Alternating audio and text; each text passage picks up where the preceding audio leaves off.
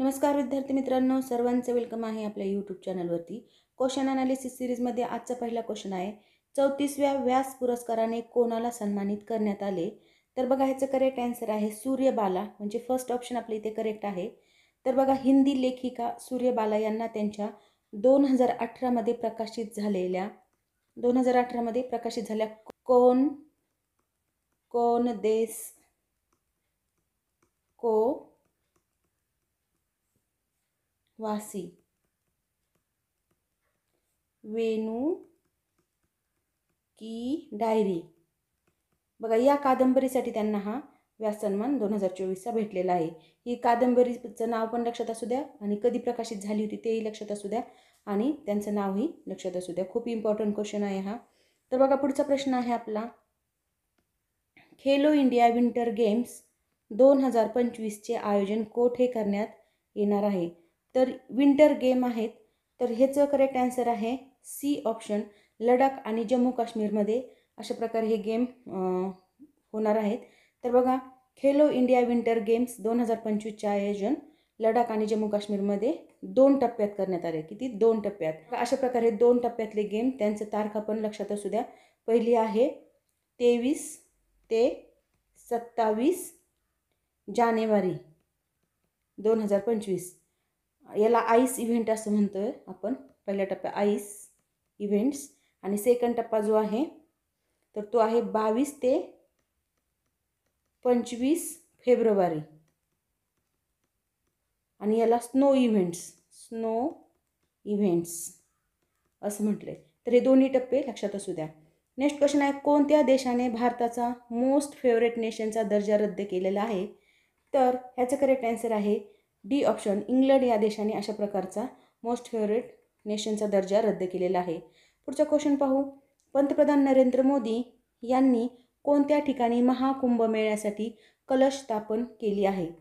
तर ह्याचं correct answer आहे सी ऑप्शन, प्रयागराज. इथे पंतप्रधान नरेंद्र मोदी यांनी प्रयागराज येथे महाकुंभमेळ्यासाठी कलश स्थापना केलेली आहे. पुढचा प्रश्न आहे, राष्ट्रीय ऊर्जा संरक्षण दिन कधी साजरा करण्यात येतो? तर हा राष्ट्रीय ऊर्जा संरक्षण दिन हा 14 डिसेंबर, म्हणजेच फर्स्ट ऑप्शन आपले इथे करेक्ट आहे. 14 डिसेंबरला हा साजरा केला जातो, राष्ट्रीय ऊर्जा संरक्षण दिन. बघा मित्रांनो, आपण खूप सारे असे जे क्वेश्चन आहेत करंटशी रिलेटेड पण आहेत, जे करंट अफेअरचे क्वेश्चन आहेत ते पण आपण इथे घेतोय आणि जे काही फॅक्ट्स असतात किंवा फॅक्च्युअल क्वेश्चन असतात ते देखील आपण इथे घेतोय, कारण अशा प्रकारचे क्वेश्चन हमखास येणारे क्वेश्चन असतात जे की सर्व एक्झामसाठी अत्यंत उपयुक्त आहेत. त्यामुळे आपण अशा प्रकारे ती सिरीज चालू केलेली आहे आणि एवढं डिटेलमध्ये अनालिसिस किंवा एक्सप्लेनेशन तुम्हाला फ्री ऑफ कॉस्ट तरी कुठे भेटणार नाही, जे की आपल्या चॅनलवर तुम्हाला फ्री ऑफ कॉस्ट भेटत आहे. तर तुम्ही रोजच्या रोज व्हिडिओ पाहत चला आणि व्हिडिओ शेवटपर्यंत पहा, जेणेकरून तुम्हाला नक्की याचा फायदा जाणवेल. बघा, पुढचा क्वेश्चन आहे, फिफा वर्ल्ड कप 2034चे आयोजन कोठे करण्यात येणार आहे? तर ह्याचं करेक्ट आन्सर आहे डी ऑप्शन, सौदी अरेबिया येथे हे फिफा वर्ल्ड कप 2034चे आयोजन करण्यात येणार आहे. तर नेक्स्ट क्वेश्चन आहे आपला, भारत देश 2035 वर्षापर्यंत स्वतःचे अंतराळ स्थानक उभारणार असून त्याचे नाव काय असणार आहे? बघा, अशा प्रकारचे क्वेश्चन तर हमखास येत असतात. भारत देश 2035पर्यंत स्वतःचं अंतराळ स्थानक उभा करणार आहे. मग इथे बघा, पहिलं ऑप्शन आहे हिंदुस्थान अंतरिक्ष स्थानक. पाहायला गेलं ऑप्शन की आपल्याला सगळेच बरोबर वाटतात.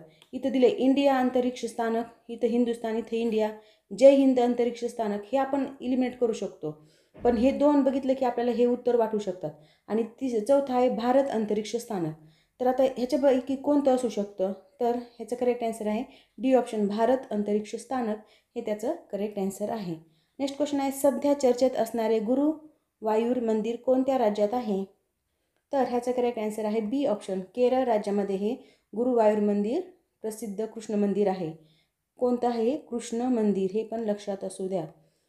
नेक्स्ट क्वेश्चन पाहूया आता, वर्ल्ड हिंदू इकॉनॉमिक परिषदेचे आयोजन कोठे करण्यात आले आहे?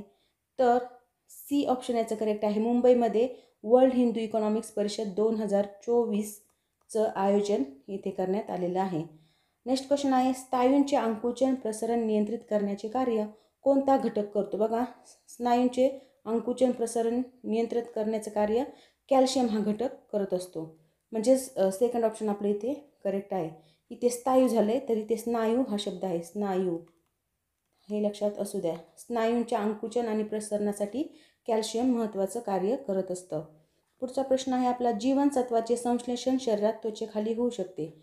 डॅश डॅश जीवनसत्वाचे संश्लेषण त्वचेखाली होऊ शकते. तर ह्याचं करेक्ट आन्सर आहे डी ऑप्शन, म्हणजे 4 नंबरचं ऑप्शन ड, जीवनसत्वाचे संश्लेषण आपल्या त्वचेखाली होत असतं. आणि हे व्हिटॅमिन डी कशापासून भेटतं, तर सूर्यकिरणापासून किंवा सूर्यप्रकाशाच्या मदतीने हे त्वचेखाली तयार होत असतं. नेक्स्ट क्वेश्चन आहे, हिमोफिलियावर डॅश डॅश हे प्रथिन गुणकारी ठरत आहे. 2 नंबरचं जे प्रथिन आहे तर हे हिमोफिलियावर गुणकारी ठरत आहे. हिमोफिलिया या आजाराच्या उपचारासाठी हे फॅक्टर 8 वापरलं जातं. म्हणून आपलं उत्तर 2 नंबरचं बरोबर आहे. पुढचा क्वेश्चन आहे, बी या जीवनसत्व मालिकेत एकूण किती जीवनसत्व आहेत? तर ह्याचं करेक्ट आन्सर आहे फर्स्ट ऑप्शन 8. कारण व्हिटॅमिन बीमध्ये 8 म्हणजे 8 प्रकारचे जीवनसत्व आहेत. तर ते जीवनसत्व कोणते आहेत ते पण आपल्याला माहिती असणं गरजेचं आहे. कारण हे 8 जे जीवनसत्व आहेत, 8 जे जीवनसत्व आहेत व्हिटॅमिन बचे, तर त्याच्यावर पण हमखास प्रश्न येतो बघा. B1 जे आहे, नंतर B2, नंतर B3, B4 नसून 5 आहे डायरेक्ट, नंतर B6, नंतर B7, B8 नाही तर B9 आहे आणि 9च्या नंतर B12 आहे. अशा प्रकारे हे 8 प्रकारचे जीवनसत्व व्हिटॅमिन बीमध्ये आहेत. नेक्स्ट क्वेश्चन आहे, राष्ट्रीय विज्ञान दिवस कोणता आहे? तर ह्याचं correct answer first option 28 February हा राष्ट्रीय विज्ञान दिवस आहे. 28 फेब्रुवारीच का? तर 28 फेब्रुवारी रोजी C.V. रमन यांच्या शोधाच्या सन्मानार्थ हा राष्ट्रीय विज्ञान दिवस साजरा केला जातो. C.V. रमनने शोध लावला होता हा आणि ह्याच तारखेला तो लावला होता, म्हणून हा दिनांक आपण राष्ट्रीय विज्ञान दिवस म्हणून सेलिब्रेट करतो. पुढचा प्रश्न आहे, महाराष्ट्रात विधिमंडळाचे हिवाळी अधिवेशन कोठे भरते? तर ह्याचं करेक्ट आन्सर आहे फर्स्ट ऑप्शन नागपूर येथे महाराष्ट्र विधिमंडळाचे हिवाळी अधिवेशन भरत असतं.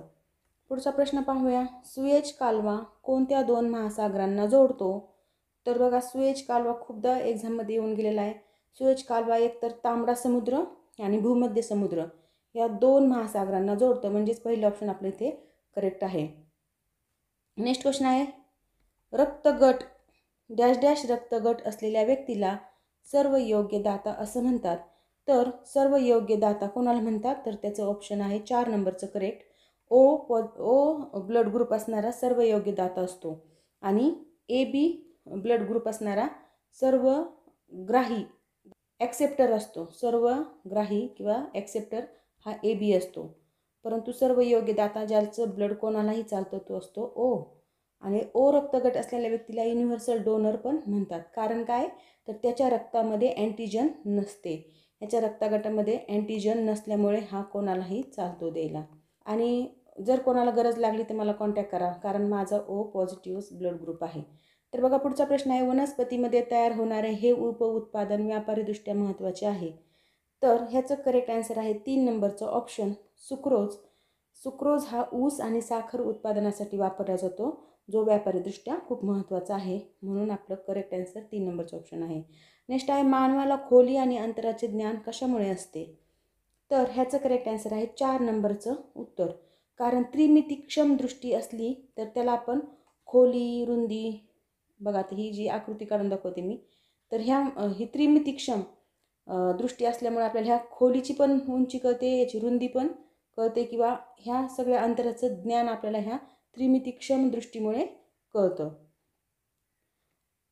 म्हणजेच त्याला आपण 3 डायमेन्शनल असं म्हणतो. पुढचा क्वेश्चन आहे आपला, हे क्षार हाडे आणि दात यांच्या विकसनासाठी मदत करतात. तर बघा, पुढचा प्रश्न आहे आपला, हे क्षार हाडे आणि दात यांच्या विकसनासाठी मदत करतात. तर कोणते क्षार आहे? तर ते आहे कॅल्शियम, म्हणजे फर्स्ट ऑप्शन आपलं करेक्ट आहे. कॅल्शियम हे काय करतं? आपले हाडे आणि दात मजबूतीसाठी मदत करतं, किंवा त्यामुळे मजबूती आपल्याला भेटत असते. नेक्स्ट क्वेश्चन आहे, प्राणी जीवनास लेश मूलद्रव्ये आवश्यक असतात. तर प्राणी जीवनास किती लेश मूलद्रव्ये आवश्यक असतात? तर ते 24 लेश मूलद्रव्ये आवश्यक असतात, जेणेकरून 2 नंबरचं उत्तर आपलं करेक्ट आहे. प्राणी जीवनासाठी 24 मूलद्रव्ये आवश्यक आहेत, ज्यात काही अत्यल्प प्रमाणात असतात. नेक्स्ट आहे धमनी काठिण्यता हा रोग होतो. कशामुळे होतो धमनी काठिण्यता हा रोग? तर अतिपोषणामुळे. खूप जास्त खात गेलं, ऑइली खाल्लं, कसलंही खाल्लं, कोलेस्ट्रॉलयुक्त आहार घेतला तर त्यामुळे धमनी काठिण्य होतं. धमनी काठिण्य म्हणजे काय? तर ज्या आपल्या ब्लड वेसल असतात ह्या अशा, तर ह्याच्यामध्ये कोलेस्ट्रॉलचं प्रमाण असं ब्लडच्या आतल्या साईडला किंवा ह्या ज्या ब्लड वेसल असतात त्याच्या आतल्या साईडला अशा प्रकारे धमन्याला अशा प्रकारे हे कोलेस्ट्रॉल साठत जातं आणि ह्या जाड झाल्यामुळे आपलं इथून जे ब्लड सप्लाय होत असतो तो व्यवस्थित होत नाही. त्याला आपण धमनी काठिण्य असं म्हणतो. तर बघा पुढचा प्रश्न आहे, नायसिनच्या अभावामुळे कोणता रोग निर्माण होतो? तर नायसिनच्या अभावामुळे पेलाग्रा हा आजार होतो. म्हणजे फर्स्ट ऑप्शन आपलं करेक्ट आहे. तर नायसिनलाच आपण विटॅमिन B3 म्हणतो. काय? B3 असं विटॅमिन म्हणजे नायसिनला बोलतो आणि याच्या अभावामुळे पेलाग्रा हा आजार होतो, ज्यामुळे काय होतं त्वचा किंवा मानसिक समस्या निर्माण होतात. त्वचेला पुरळ येणं किंवा लाल होणे त्वचा किंवा मानसिक समस्या म्हणजे थोडंसं सायकोलॉजिकल डिसऑर्डर म्हटल्यासारखं इथे होतं आपल्याला व्हिटॅमिन बीच्या अभावामुळे, B3च्या अभावामुळे. तर बघा पुढचा प्रश्न आहे, स्कर्वी हा रोग या जीवनसत्वाच्या अभावामुळे निर्माण होतो. तर स्कर्वी हा व्हिटॅमिन सीच्या अभावामुळे निर्माण होतो, म्हणजेच त्याला आपण क पण म्हणतो. तर व्हिटॅमिन सीच्या अभावामुळे स्कर्वी हा रोग होतो, ज्यामुळे काय होतं हिरड्या सुजतात किंवा हिरड्यातून ब्लड येणं, रक्तस्राव होणं हे अशा प्रकारे आजार व्हिटॅमिन सीच्या अभावामुळे होतात. नेक्स्ट क्वेश्चन आहे, खालीलपैकी कोणता रोग संसर्गजन्य नाही? तर बघा नायटा हा संसर्गजन्य आहे. एखाद्याला जर नायटा झाला आणि त्याच्या स्किनला नायटा झालेला असेल आणि आपण त्याच्या संपर्कात आलेलं असेल तर आपल्यालाही होतो. पोलिओ देखील हा संसर्गजन्य आजार आहे. पाण्यामार्फत त्याचा प्रसार होतो पोलिओचा. इन्फ्लुएन्झा हा देखील संसर्गजन्य आहे. फक्त संसर्गजन्य आजार नाही तर तो आहे कर्करोग म्हणजेच कॅन्सर हा आजार संसर्गजन्य नाही. कारण हा कर्करोग जो आहे तो कशामुळे होतो? तर शरीरातल्या पेशीच्या अनियंत्रित वाढीमुळे किंवा अनियंत्रित वाढ जास्त पेशी वाढत गेल्या तर हा आजार होतो. कर्करोग हा आजार म्हणजेच कॅन्सर हा आजार होतो. तर बघा अशा प्रकारे मित्रांनो आपण इथे इन डिटेलमध्ये क्वेश्चन आणि त्याचा अनालिसिस पाहिलेला आहे. हा व्हिडिओ कसा वाटला ते नक्की कमेंट बॉक्समध्ये कळवा आणि अशाच प्रकारचे व्हिडिओ पाहण्यासाठी आपल्या चॅनलला होता होईल तेवढं लाईक, शेअर आणि सबस्क्राईब करा. आणि तुम्ही कोणती एक्झाम देत असाल तरी अशा प्रकारचे प्रश्न आपल्याला हमखास 2-3 आपल्याला भेटतातच. अगदी फॅक्च्युअल क्वेश्चन म्हणा किंवा जे पाठांतरावरचे क्वेश्चन आहेत तर ते अशा प्रकारे क्वेश्चन आपल्याला येतातच. सायन्सचे झालं, geography, economics, polity, history, current affair हे सगळे सब्जेक्ट आपल्याला कोणत्याही एक्झाममध्ये असतात. त्यामुळे आपण इथे सगळ्या सब्जेक्टचे 2-3 क्वेश्चन इथे कव्हर करत आहोत. आणि रोज जर तुमच्याकडे 25 क्वेश्चनचा साठा साठत गेला तर तुम्हाला याचा फायदा नक्की जाणवणार आहे एक्झाममध्ये. त्यामुळे अशा प्रकारचे व्हिडिओ नक्की पाहत चला आणि व्हिडिओ शेवटपर्यंत पाहत चला. Thank you very much.